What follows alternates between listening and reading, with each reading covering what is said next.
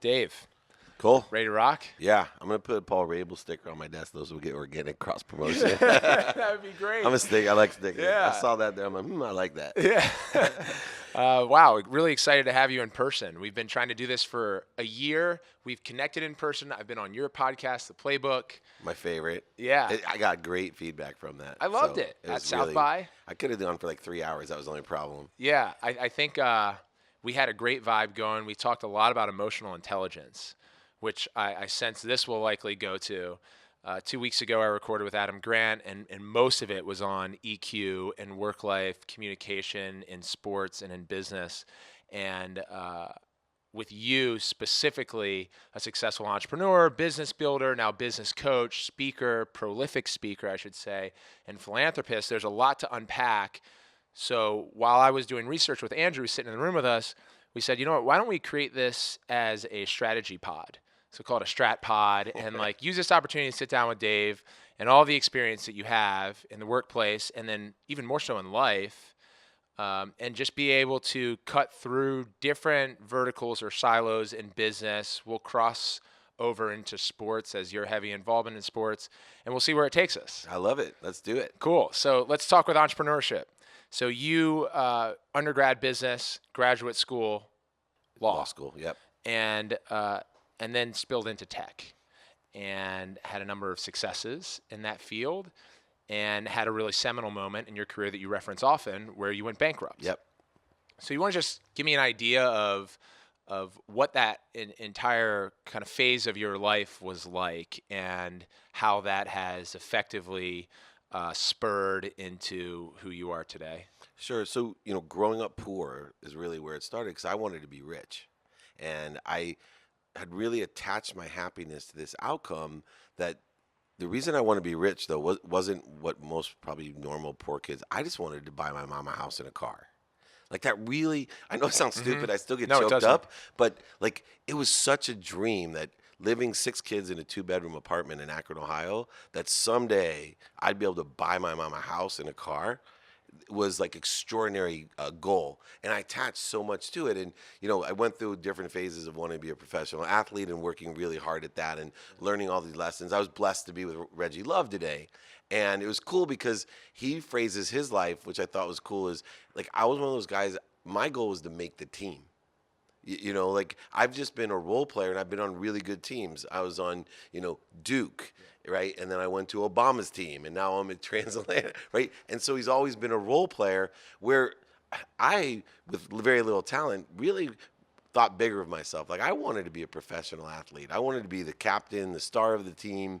And that bled over into, look, I better do something else. And at first it was going to be a doctor. Then I quickly learned how to be in hospitals, which is, I always add this lesson for entrepreneurs. My oldest brother, who was in his residency, told me, be more interested than interesting. Because I went to him in the hospital, I'm like, hey, I hate hospitals. He's like, Dave, you're in pre-med. You hate hospitals. I was 18. And the reason I say that is so many people want my job. And I know they talk to you like, I dream, Paul, of being like you. They come to me like, oh, my dream is to end up like you. Well, I don't think you've done your due diligence. You're not more interested than interesting. When I was the CEO of Leigh Steinberg, so many people, some didn't even know my name. They'd say, Mr. McGuire, I want to be just like you, a sports agent. And I would say, be more interested than interesting. Go find a mentor that does that. So anyway, I progressed through my career. I made a critical business choice out of law school. I could have been a litigator and made a lot of money, oil and gas, or got involved in the internet. And I asked my mom, my mentor, what should I do? Without blinking, she said, be a real lawyer. This internet thing's a fad. And that's where I made a critical decision that just because somebody loves me, and this is an entrepreneurial lesson, just because someone loves you doesn't mean they give you good advice.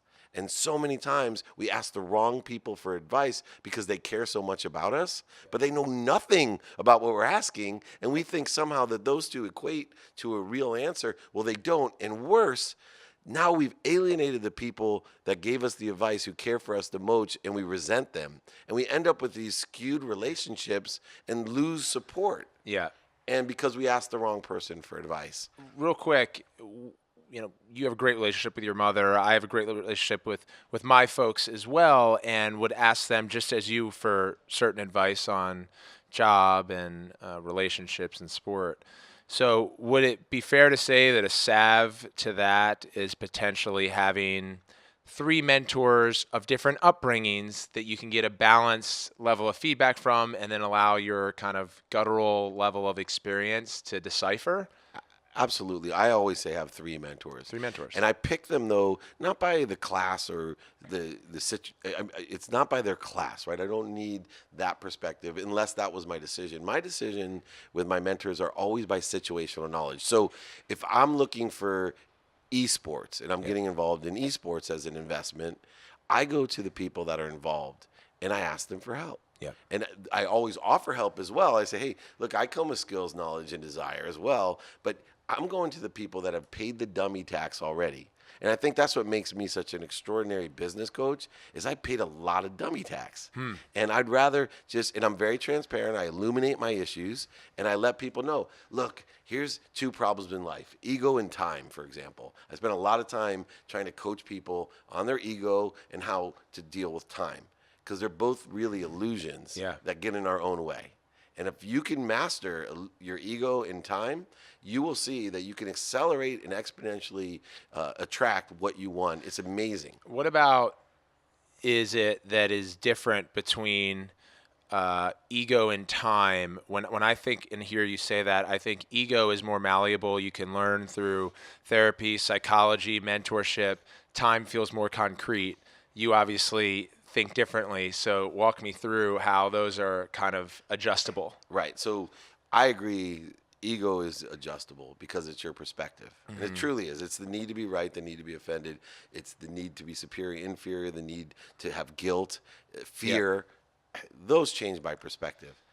I believe that time is not mathematical. And I give people some changeable thoughts. I say to them, think about something that happened 10 years ago. Does that seem like a long time ago? Invariably, people most likely say, no, God, it was yesterday. Yeah. Now think about yourself 10 years from now. How long, especially if it's hard work. Right?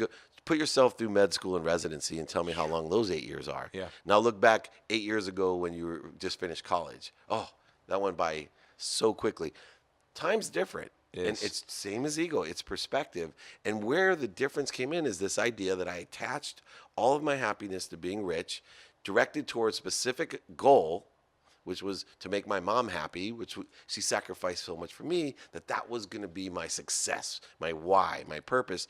And what I learned was, what if I changed time in my mind and I said, I'm just going to enjoy, my happiness is going to be derived from pursuing my potential of how wealthy I can be.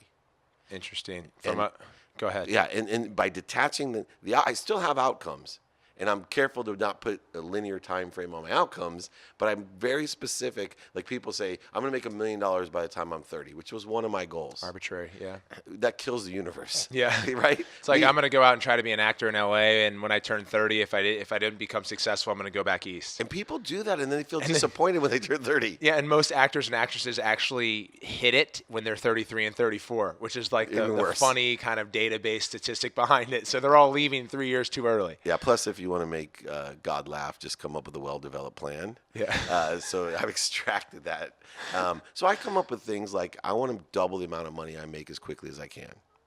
That plays with the universe. It plays with it's that enjoyment. I'm going to enjoy that pursuit of whatever the new projects. As I started a TV show or a podcast or whatever, everyone else was so stressed and there's anxious, hey, we only have this many listeners or this many followers when I started, and I literally in December of last year told my entire team, I had a meeting of my team, we have 50 employees, and they said, what's your greatest fear for next year? I said, this company's going to break. They said, what? What are you talking about? I go, because our following's growing so quickly. And they looked at me and said, Dave, you have 2,000 Instagram followers. I said, I know, but 2 months ago I had 200. I'm doing something right, and I know my reach. That 2,000 turns to 4,000, turns to 60, and now I'm where I'm at, where we're breaking, right? We have so many DMs. Yeah. You're there. You get it.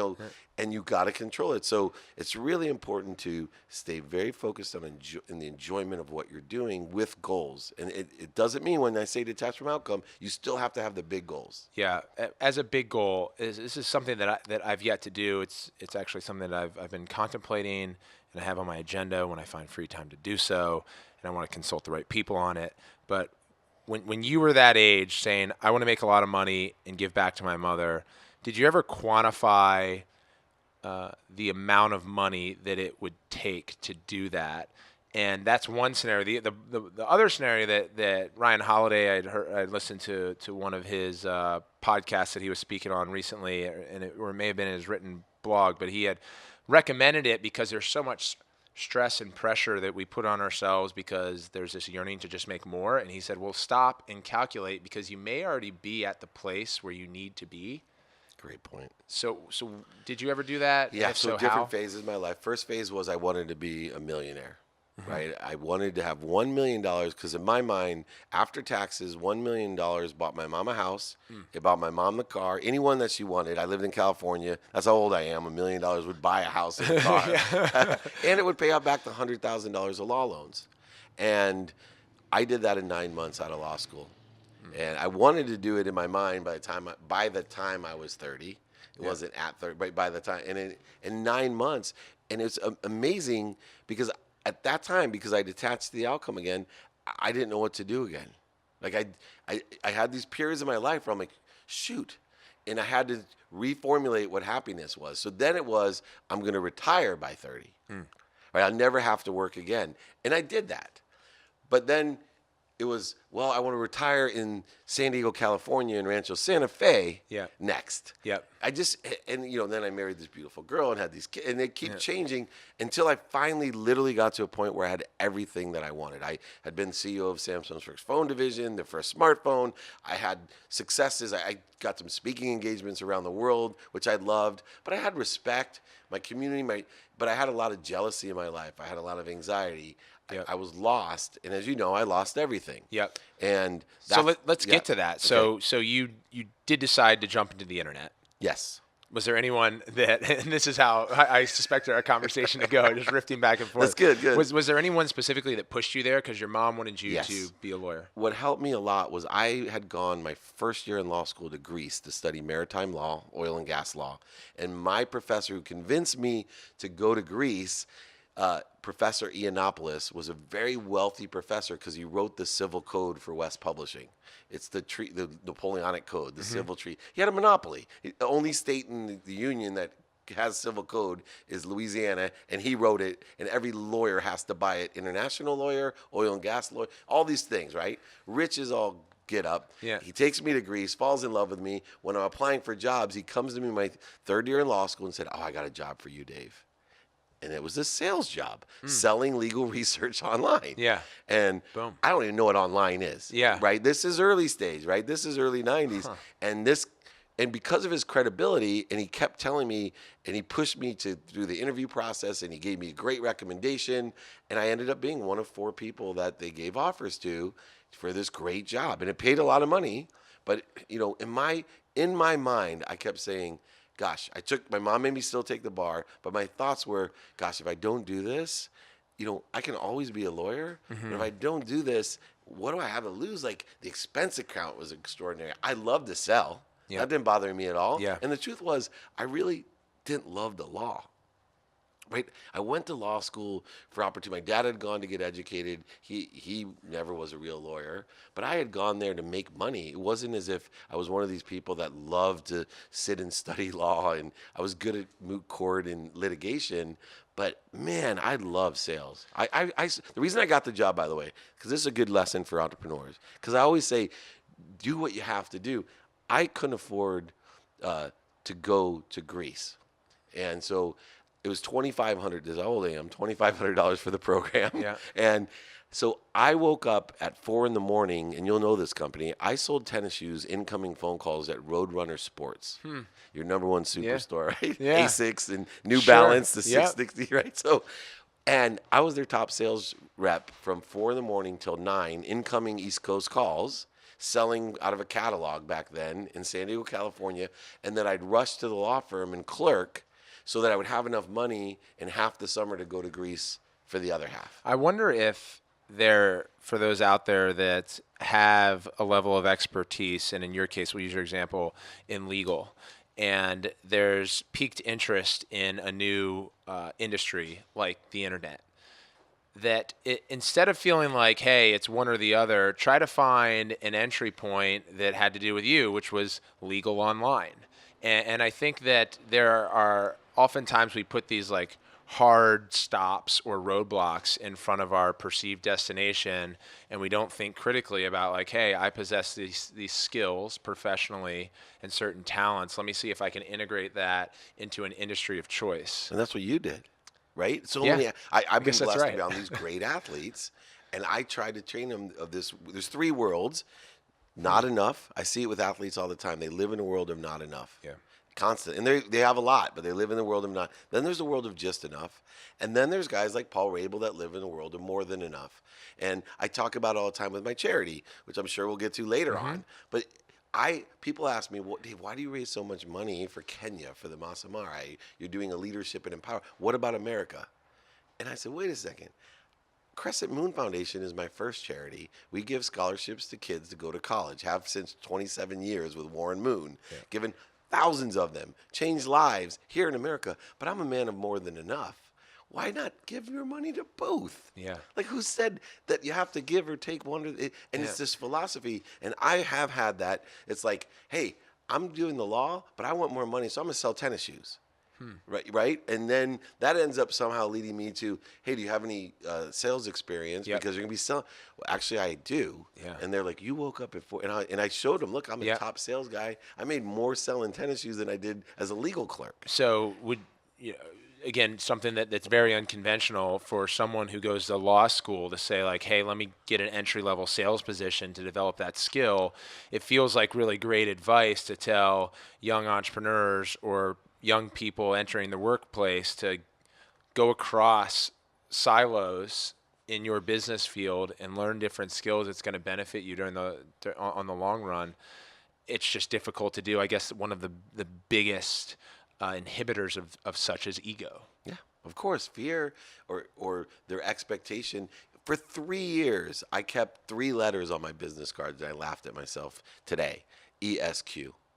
Like, I couldn't let go of the fact that people didn't know that I went to law school, passed the bar, I was a real lawyer, Yeah. right? And it wasn't about my mom anymore. It was that I was sitting in law firms selling lawyers, and I felt that they were looking down at me because I was selling. And meanwhile, I was making 3-4 times as much as any lawyer out there. Yeah. And I was young, but I had that ego, even to the point where until I finally realized with the boom that I better brand myself a technology guy and take off the ESQ, because that's not going to help me anymore. And I bet where we're going to take this now, it's just one of the more seminal moments in your personal and professional life was this moment of bankruptcy that you mentioned. And that's probably where you learn the most about yourself and the ego and interpersonal skills and empathy and compassion just being present. So, like, what happened there? So it's interesting because I'm going to give greater clarification than I normally do. The real moment occurred about 2 years before the actual bankruptcy, right? Because bankruptcy takes time. So 2 years before, I was out of control. I wasn't happy. I was empty. I surrounded myself with people that weren't working, that had too much money, and that were self-medicating in a variety of different ways to make themselves happy. Nothing I had done in order to get me there, but now I was searching in the wrong places. Instead of searching for expansion into my beautiful family that I had and this wonderful stuff, I was searching in the wrong places, and I was filling voids with the wrong things. I came home at 5 in the morning after lying to my wife. I was at the Grammy Awards with Little John. I already had been working for Leigh Steinberg, and I had come home intoxicated, and I had lied to her and said I had a business meeting in Orange County because that's where I was commuting from Rancho Santa Fe. And she obviously knew I was lying, and she probably knew other lies that I had been telling her. And I walked into this beautiful courtyard, 4-car garage, the glass doors, and there she is, 5 feet tall. And she looked at me, and she said, "Go upstairs. And when you wake up, we're going to talk because I'm not happy." I get joked up still about this one because, first of all, not taking the tension out, but I thought it was in my mind, I'm like, oh, thank God she's not telling me I have to take care of the kids. Right? That's how lost I was. So I go upstairs, sleep, wake up, come down. She's crying. And in my mind, at that point, I'm saying to myself, what are you talking about?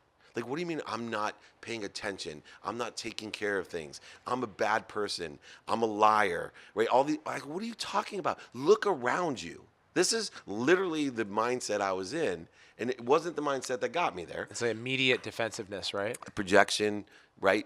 Blame, shame, and justification. It's called below the line living. And then she held me accountable, and she said, well, you have a choice to make. She said, I'll be here, but you have to go back and take stock in who you were and what you want to become. And I want you to write it out. So I was terrified. I was Midas. Think about my life, right? Literally, very few bad things had happened for a person that grew up with nothing. Right? It's Midas. I mean, my wife is gorgeous. I had 3 daughters at the time, huge home, like Ferrari, a Porsche. I mean, I can't tell you. And I was unhappy for the first time. Yeah. So I go back and I outline my values, and I come up with, gratitude, to give me perspective, empathy, which was forgiveness, and I needed a lot for the idiot I was, accountability, everything was mine, and then effective communication, being inspired, living inspired. I wasn't inspired anymore. You live an inspired life. Yeah. I do now. So what makes it difficult when I tell people that bankruptcy was the moment, it really was that moment that then led to a really interesting situation. I was living my life in the right direction for 2 years, but I had created all these bad causes. In a pragmatic world, right, I now had to pay for not paying attention, lying, not being accountable, all the things that I was living by. And so I ended up in lawsuits. And the truth about my bankruptcy, and I went through this today, you keep unraveling what you black out about yourself. And you try to be honest. But I remember, my bankruptcy, I didn't owe anybody anything. So I ended up I could have kept my house. Yeah. I walked away from over $100 million in property. I just said, you know what? Let everyone take their properties back, make their money. I couldn't borrow against it. But in my mind, I had reached a point in that bankruptcy of, I want to start over.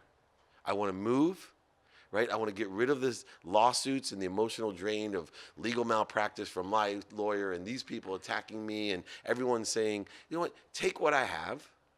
Yeah. And I'm starting over at zero. Yeah. And that to me, it terrified my wife, right? Because I have a life partner, and I literally said, trust me. She said, why? I said, gratitude, empathy, accountability, and effective communication. I did. I go, how? I made $1 million in 9 months. I didn't know what I was doing. I know what I'm doing, and I'm living the right way, and you're going to be so happy. You're going to be so happy. I promise you. Just give me a little bit more time. Yeah. And she did. It reminds me a little bit what Jim Carrey is quoted for saying at a commencement speech, which was, he wished that he could, and I'm paraphrasing it, switch places with anyone who wanted to, so that they could immediately experience that fame doesn't bring happiness. And he said if there was one thing that he could wish upon anyone who wanted fame, was that they could get it immediately and experience that it doesn't change anything. In many cases, it makes things worse. So, hearing that story, transitioning into sports in your career as an entrepreneur, as you had mentioned with Leigh Steinberg and now Sports One Marketing, I want to kind of zoom out and talk about just some entrepreneurial advice. You mentioned that you knew how to do it. You made $1 million in 9 months. Fear not. We'll start from scratch and we'll be fine. So to those out there that have a concept or have already fleshed out an idea, product or service, and they're looking to start a company, when you advise as a business coach, what are certain things that have to be in place or must be taken account for? Perfect. Number one, no matter what your idea is and what stage that idea is in, right? That's the idea of an entrepreneur. I've seen it evolve. Is the number one piece of advice is your first objective is to stay in business. It's a crucial error that so many entrepreneurs make. Think about all the businesses that you and I know and where they started. Google, PayPal, they started nowhere compared to where they're at today. And they were indexes and optimization tools and they've evolved. Even Qualcomm has evolved. But if you just focus in on staying in business tomorrow, that's all. if you're always in business, you're going to get there. Some people can get there faster than others through skills, knowledge, desire, but you will get there. Some companies get to $1 billion in 9 months now. Yep. Some, it took 100 years. Yeah. It doesn't matter. They all have one common denominator. They all stayed in business. The second thing is, how do you stay in business? Yep. Million great ideas. You need a direct path to revenue from what you're doing today. Foremost, get out of, it's like sports. Why did I get into sports? Because Leigh Steinberg had this great line. Great business, Dave, because you can make money off the irrationality, and at that time, this is not sexist, the irrationality of middle-aged men. Mm-hmm. He goes, take this piece of paper, put Paul Rabil's signature on it, and I can sell this to an irrational middle-aged man for a lot of money, right? The reason they're sending you all this free stuff, it's irrational. Yeah. Well, that's because people buy on emotion for logical reason. The problem is entrepreneurs create business on emotion, and they don't have the logical reasons. There's only one reason to make something a business. I'm sorry, it's to make money. Mm-hmm. Now, where your focus should be on after you make your machine to make the money, and a lot of people have guilt about receiving, and I prove this all the time with different ways, but I shifted my focus from the receiving part where I had all these ego problems. I wasn't worthy of it because my mom made 17 grand a year. I made 10 million. I wasn't worthy. She was a wonderful person. I was a schmuck, right? Like all these things in my head. I stopped that. I said, you know what? I'm asking big. I'm going to receive everything. I'm going to work really hard. I'm going to have a direct path to revenue. I'm going to always constantly evolve the path to revenue to make sure it's even bigger and stronger. Mm-hmm. And then I'm only going to focus my energy of what am I going to do with all this money? And I have a reverse tiding that I'm calling it now. My new objective is I want to make so much that I'm going to keep 10% and give 90% of the way.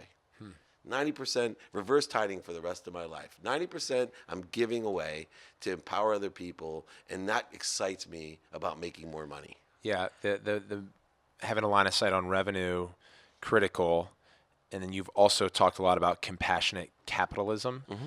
So explain that. It sounds a little bit exactly what you've acknowledged, but maybe from the vantage point of leadership. So founders take on the lion's share of the work product out of the gates.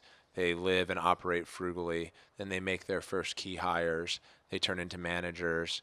They're responsible from a leadership standpoint of both professional and personal growth of those that they bring on. Compassionate capitalism feels like it's complementary to all of that.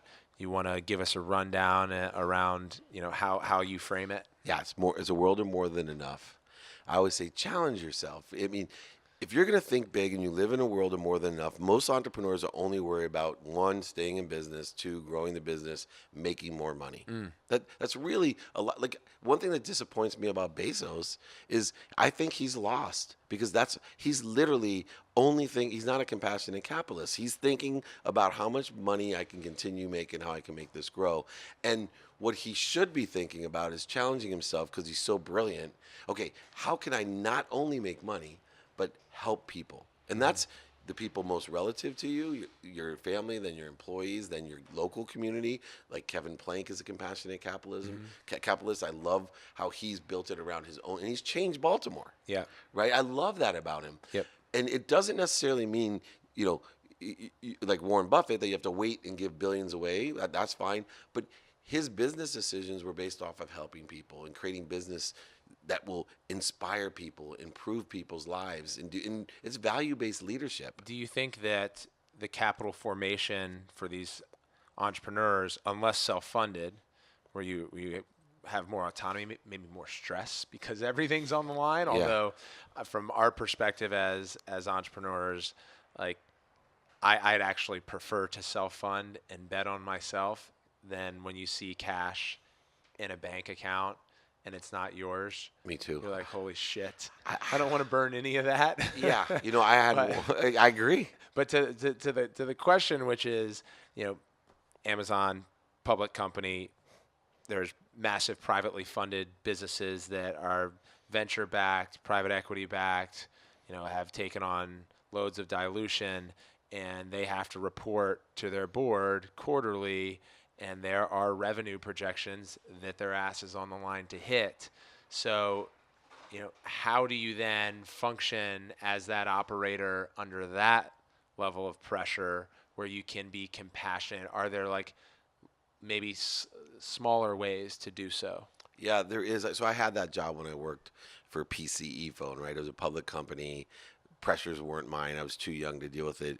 Um, I think when you're a public or a private large company, you only can really inspire within through the board or through your employees, right? So now you're talking about being compassionate and scaling in a different way. When you have your own company, right, we can make those decisions. And hopefully, as you built the company and took in investment, you've held at least strong on either your values as you took in the money, but it dilutes itself. Yeah. And that's why I make a personal decision. I don't want that anymore in my life. I would sell my business after $100 million because I don't, and I'd move on to doing something else. And I just know that about myself, that I really like to build a value and have a family base. My favorite new company, we share a friend, Zach Leonsis. Yep. And Zach told me today, because I told him, if you really want to punish someone, wish upon them employees and overhead. Like if you really don't like them, they think you're complimenting them. Like, oh, dude, I hope your company grows. May you have 1,000 employees next year and afford all of them. Yeah. Please, right? And they think you're blessing them. Yeah. You've just cursed them. Yeah. What are the different skill sets that you had to develop operating a company from 1 to 20 employees, then 20 to 100, and then 100 plus? Perfect. The skill set from 1 to 20 is persistence. Right? It's gut check. You're grinding. They're grinding. They're grinding. They need to see you grinding. Yeah. Then the big skill set for 20 to 100 is letting go or being a manager, right? You go from being a complete micromanager, in control, everything's on your back, to now you have to take the next level and give all these young people around you control. And you're spending your time fighting yourself because you're like, oh, I could have done it myself. It would have taken less time and I would have done it better, made more money. But your business doesn't grow if you don't empower others to empower others and go through what I call a learning phase. You got to make that investment. So you work really hard to make all this money from 1 to 20, and your EBITDA is really high per employee. Then it goes down from 20 to 100. Why do you think so many to the back end, and I said plus 100, it could be plus 5,000. Yeah. Why do you see so many CEOs, where you have these like serial CEOs of public companies that come in and do such a good job? And you mentioned Kevin Plank and how commendable of a job he's done building that company from scratch, taking it what it is today. It's very rare. You usually replace the CEO. Same thing with Steve Ells and Chipotle, and you can go down the list. So those are very rare exceptions. What is it about the serial CEOs that come in for companies that are in the Fortune 500? Yeah, so they understand how to. It's situational knowledge, work the nuances between a board. It's a leader now. Yeah, it's completely different. You're not dealing with governance. No, you're hiring well below you, right? So you have this. First, you have to understand the board first and foremost. You also have to be a great spokesperson, a brand yourself, and then furthermore, it's the hires right below you, because they're running individual business. When you're that big, they're individual business units. Right, so you have little CEOs, and so those are the key hires that make you look like a genius. Which do you prefer? For size? Yeah. I love taking it to 100 employees, the 100 employees. I don't want to deal with the board. There's too much bureaucracy. I don't feel like I'm fulfilled. It's too much for me. Meaning, I have 4 kids, a family. I've done that. And I don't like it. Yeah, it may be good for other. The people love because you have the brand and speaking expertise, right? And for the board to trust and going out there and. Oh yeah, I could never be now with my brand. I could never be a CEO of a public company, right? It'd be impossible. Yeah. The liabilities and Sarbanes. I mean, it would be ridiculous. Yeah. But I found what I love to do, and I want to tell this to everyone out there because they want me to be like you or I. No, please, and you'll get this. Because this is what made us. Find your own frequency, guys and women. That's what you should focus in on. You could take certain qualities and say, I want to have this quality or skill like Dave Meltzer or Paul Rabil, but you don't want to be us. You're Yep. different. You have an individual fingerprint called your DNA Yeah. and a different current through it than we do. And you got to find that current because that's what's going to make you fulfilled. And the happier you are, the better everyone else is going to be, and the more you'll manifest for yourself. Yeah, and I was listening to one of the hosts on NPR talk to I forget which CEO it was, but they gave the same advice to their daughter around, be careful about who you wish to be, and I would prefer you to say, I like this about that person and I want to emulate that. And the rationale, which I'd like to add to yours, is like everyone has problems and everyone has difficulties. We don't know exactly what that person's like. I mean, you and I have known each other for over a year, and we've spent some time at dinner and on each other's podcasts and such, and you're very communicative and open about your fears and failures, as am I more recently. But the broader point was like the failures you don't know what they are, but you also want to experience them for yourself along your own road, as you had mentioned, because those are the most powerful moments that will help you kind of reshape to who you'll ultimately become. So take away quality and virtuous aspects of someone that you look up to, but embrace your process and kind of take on those dummy taxes, as you had mentioned. Yeah, it's interesting because one of the hardest parts about going to bankruptcy and the only day of depression I had was one because and it was weird because my wife's like, what's the matter? This is so not you. And I sat there. I'm like, how am I going to tell my mom? It Yeah. was really weird, but I was so afraid of shame for her, for that I let her down. Yeah. That wow, I could have just if I was going to lose it all, why didn't I just give it all to my mom? Mhm. Give her 10 houses, Yeah. right? Because I know she wouldn't have lost them. Yeah. Um, but I remember going to my mom and walking in, tears. I couldn't talk. I said, "Mom, I just want to let you know I'm going to be moving, um, and I lost everything." Yeah. Because at first I was so ego driven, I wasn't telling anyone what was No. going on, and so hey, I'm filing bankruptcy and I've lost everything, and I'm not going to be able to support you for a little while. Because I did, Yep. supported my mom, and I was crying. My mom, she said, "Oh," she goes, "That's not a setback. That's a setup." Hmm. It was the weirdest thing. Like I was so shameful. I thought she was gonna be so disappointed and cry for me. It was like this Jewish old lady wisdom of, "Oh, you just lost $100 million in property. Oh, that's just a setup." Yeah. And I walked out of there to my wife. I'm like, "Are you kidding?" She just like inspired me that this was a lesson. That's all she sees it as. Yeah. And it feels to me like she fell right into modeling those four pillars that we started this podcast with, and those that you have built your charitable influence on top of. And you're involved in over 100 charities and different projects on an annual basis. Giving's really important to you. It's where you derive a lot of your own personal and professional fulfillment. That's clear. How are you able to do all of that? Yeah, it's a vertebrae approach, and I think it's the most common question now asked of me because my life is so public, like yours, and it's like, wait a second. He writes books, he speaks around the country, he runs all these different businesses, he has a media, right? All this stuff. How do you do it? It literally was step by step. It's a vertebrae approach. So number one, I learned from Leigh, I won't do anything unless it has a charitable purpose or a cause. So that means that everything I do, it's just like breathing. So Yep. that's just a component, just like I won't invest in food or bars or And you mandate that with all of the clients that you work with, too. every single Yeah. one. And it's one of the biggest blessings. Then what I do is I shift the paradigm of value, which was the hardest part. And people explain it in different ways. But when you truly are of service, you wake up in the morning like I do and pray to God that He puts 10 people in front of you you can help. And you shift the paradigm that all I want to do is provide value, be of service.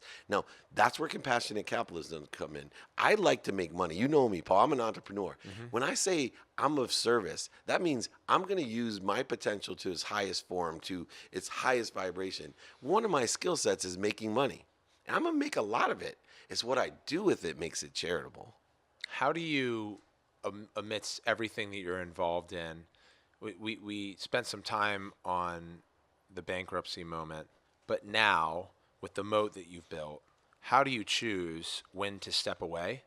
And are there, moments as you are, say, taking on a new charitable effort and you do understand available bandwidth that you may have to move away from another, or a group that you're involved with decided from a leadership standpoint to go in a different direction and you may not want to go in that direction. So are there certain things that you calculate ahead of time? You're thinking, hey, this is how I'm going to manage this relationship. And then when you decide to step away, when you do, what kind of steps do you take? So you're made by the people you say no to. So you have to know your foundational values, your personal values, your experiential, your giving and receiving. I'm very clear on those. But one thing that I've done over these years is I've created overlap agreements. So many people have different interests. And what I did that was a little bit different over the last decade is I've codified the interest of others, and I've categorized and siloed them so that if someone comes to me with an opportunity, charitable or business, that I immediately have that key guy to push it off onto. I'm not interested, but let me introduce you to so and so. And I have a network that's so extraordinary because as I've not only developed relationships by being kind to my future self, asking people what I can do, letting them know what I can do, I also let just categorize, okay, this guy is interested in this. Oh, that person likes, charitable causes in Berlin. Or, I mean, there's just weird people. Yeah. And so I will, a lot, as you get requests, I'm sure, online, I'll say, look, I personally have, 4 children right now. Only one's in college, and that's not something that I do. But can I introduce you to so and so? They'd be happy to help you, and it is a gold mine because I feel as if that's just as much service as I can. They created a Dave Meltzer Sports Law Excellence Fund at Tulane, and I sat down and they want to have the legacy committee for how my giving is going to go to my favorite place, my favorite law school. I think it's a wonderful school. But I had to tell them, look, number one, there's only so much I can give. I'm still paying, my daughter got a partial scholarship. I'm still paying tuition to you. Yeah. So it'd be foolish for me to give too much. I'm going to give. Yeah. But here's what I can do.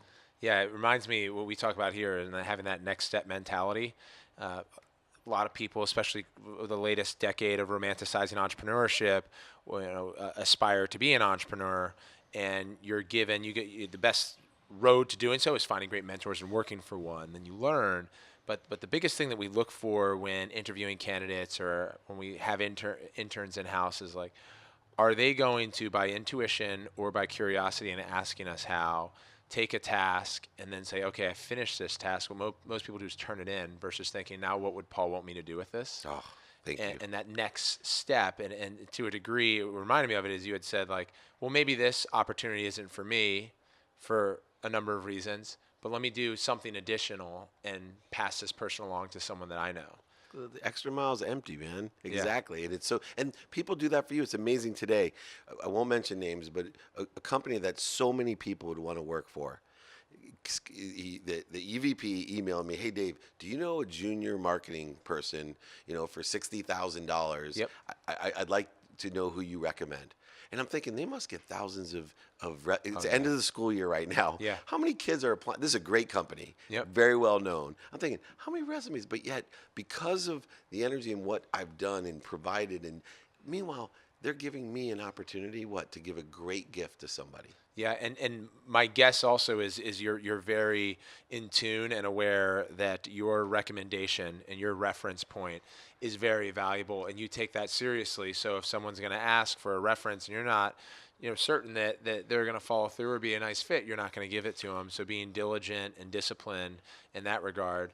A question for you on this network that you've built, and it's definitely a personal one. I suspect those listening might have the same, but do you just have photographic memory, or do you have a CRM that you build? Like, do you is it on paper? Is it a Rolodex? Great question. So I'm blessed with a weird memory. I believe it is because it's photographic in some, like I can memorize.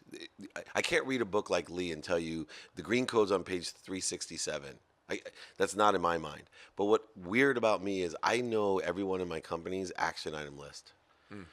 I don't know why, and it drives my employees nuts because I'm like on the way here, hey, did you call James Brown? We're in Baltimore. Like I don't know where that comes from, Yeah. and I'm constantly so they're like, how does he know mine and his? And it stems from the biggest lesson or advice on that is be a student of your calendar. And I want to change and make sure you heard me. Be a student. That means study your calendar. I will tell you. Here's my weird memory. I will look over my calendar in the morning. When I say look over, and I'll forget in 10 minutes what the heck I'm doing at 12:30. Yeah. But if I'm a student of my calendar and I start looking and say, okay, I'm going to be at Paul's office at 6 p.m. today, and no, what can I do to help him? What am I going to go in loaded in my gun of arsenal saying, hey, Paul, I had breakfast with Zach, here's another one. Would this help you? I have this media thing going on. Yeah. Can you join me? Here's the esport thing in China. Would you be interested in joining me? Like this was all in my mind. Yep. Now I'm not going to forget the appointment.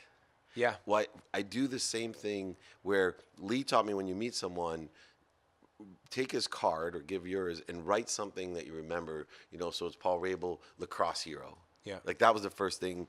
I'll never forget you. Then it goes to this charitable thing. Of what does Paul do? What's he working on? And it just keeps going in my mind like a little computer.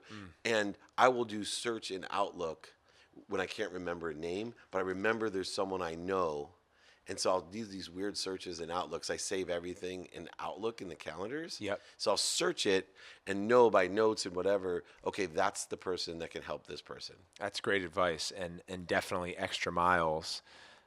I want to finish this by taking advantage of the opportunity of sitting with you with your expertise in technology, legal, internet, sports, media. We have cameras, we have audio in front of us. So, and kind of go to jump off of the Jeff Bezos example, a public company, a buy versus sell. So we have sports, tech, and media. And as we wrap Q1 2018, and we're seeing a lot of action with new tech and media, I'd like your kind of like suggestions or forecasts on each. So we'll start with sports. If there's a specific sport, and we'll leave lacrosse out because I just want to make sure there's a sport you'd like to buy, sport you'd sell. What are they? Buy esport for sure. I would sell a Major League Baseball team if I had it right now. I think that value, it's a good time to sell that. Moving to tech. So buy, and this could be a technology company, a platform, a product. Buy, sell. Buy the best content. Whether it was Marvel or whatever you consider to be the hottest content. Yeah. And it could be esport content. I don't know, but I'm a buyer on content. Because more people are going to consume more content. And if you have, let's just use Mickey Mouse because that's one of the best content ever created, right? It's been around since the 40s. It has 570 million hits on YouTube for the Mickey Mouse Club. It's good content. It vibrates at the right thing. Buy Mickey Mouse. Sell mediums, meaning if you own LCD or 4K TVs or anything that you're watching or seeing medium-wise, could even be a stadium. I think it's investing in a stadium today is a poor decision. I'm selling all mediums and buying the best content. Media. I call it mediums, like what you watch content on. Right. The hardware. Like I always joke around. Yeah, iPhone's biggest competitor is the iPhone. Yeah. That's why I wouldn't buy iPhones. On the stadium front, which is interesting, MLS has spent billions of dollars over the last 10 years investing in stadiums, and partly because of the geo-based model requiring that. Otherwise, they were just going to be tenants in a low price and having a low priority lease. Investing in those stadiums has led to this league still sitting in red in many cases. Do you think their challenge and why you say sell is like, hey, they're only using it 35 times a year. Now they're all trying to figure out additional strategies to get more tenants in? Yeah, and there's this stage there. You don't need a big stage to get millions of people and to monetize it. Yeah.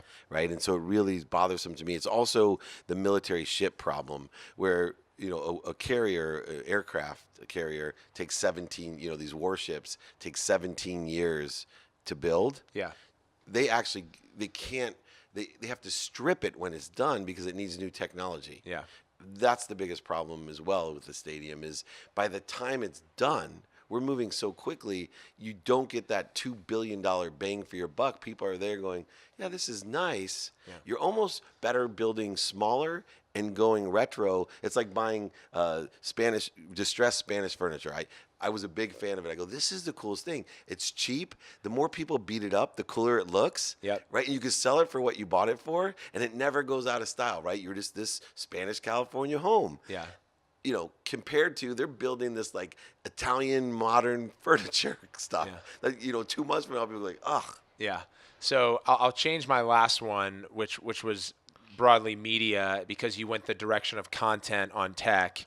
So we're aligned on media, buy content. So let me morph it more to you have your traditional networks. ESPN just launched Plus, NBC, Fox, Turner, and then you have the Amazon, Apple, Google, Facebook, Twitter of the world. So and it's a very tight race, especially on the sports rights and live streaming stance right now. Which would you buy and sell? Sell the traditional. Sell all They're not getting it. Yeah. And the cost of entry is so cheap. That's why you and I can compete with them. Yeah. Right? It's just the cost of entry is too cheap. It's so specialized, and these frequencies are getting siloed so nicely to the 3.2 billion audience that's growing that it gives us a huge opportunity. When people like us can reach millions of people every day, it really is bothersome because no one's going, including me. I love ESPN, TV, but I now pick and choose the frequency that I want to watch because they're trying to please everyone, and you end up pleasing no one.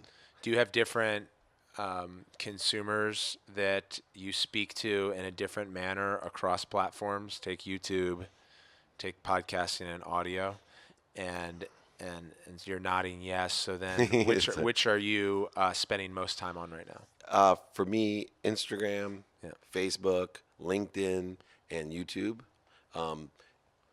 Here's what's interesting about traditional today, and it won't be this way in 10 years. But, I'm on Fox Sports and NBC Sports. I got regional deals for my podcast, which is televised. So this or ours will be up there. These young guys that are around us filming, they're like, Dave, bad move. You're not going to get any extra followers. I said, hold on a second. You're not getting it. What's going to happen is people listen to me and I say, hey, they put my show on TV. Yeah. And I have all this credibility. It's going to make people want to listen to it on the way that they'll never watch it there. Yeah. They don't own cable, right? Yeah. And it worked like a dream. Yeah. And it's amazing. There's still a place, to get credibility, but eventually it's all just going to be data that's streamed. TV is just a medium. We call it TV. Those traditional media guys are going to get it. They're just going to be late to the ball game. The problem is their infrastructure is so big and so expensive, and their talent so big and so expensive. There's inexpensive guys like you and I that can hold our own with my friends, like Sage Steele. Yeah. Yeah, and you get to she own makes it. less than us. And you get to own the property. Right, and she makes less than us. Yeah. Right? So you feel like there's no cannibalization of your content. Get it out there. Make sure it lives natively and it's uploaded natively to those mediums. You don't want to link to a single source. No. And trust your process, trust your content. Have a savvy level of cadence in your posting schedule and build. And I don't sell anything, right? I believe in a strategy of ask and attract. Right. So at worst, I make people aware of my charity and hope that they donate. Right. Yep. So text 555-888 Yep. 50 for 50. That's what I like people to do. But my books aren't for sale. In fact, anyone that requests a book from me, I send 2 and I pay for it. That's best marketing dollars you can get. And it's funny though, while I'm not selling anything, I have more speaking offers for more money than I've ever had. My business coaching is out of control. I just got offered a movie. You'll love this one. It's not a compliment, trust me. But I did a speech, and this producer in Hollywood came up to me and goes, I'm doing the movie about Mel Brooks, and you're a perfect young Mel Brooks. And I was like, I don't know if I should. He goes, you could pull it off. I'm like, I'm still not sure that's a compliment. But I looked in the mirror. I'm like, holy shoot. Yeah. I turned into Mel Brooks Yeah. at 50. And the fact that 50 is young, I took that too. Yeah. That's cool, though. Well, that's awesome. And as we started this thing, it was wonderful to get in touch in person and do this. Is a long time coming. I learned a tremendous amount. You see my notepad is scribbled as always, and look forward to continuing to build our relationship together, and hopefully many more podcasts and content. Yeah, well, I want our first business project so we can make money together. Let's do it. That's a true marriage. Yeah. Perfect. Thank you. Thank you.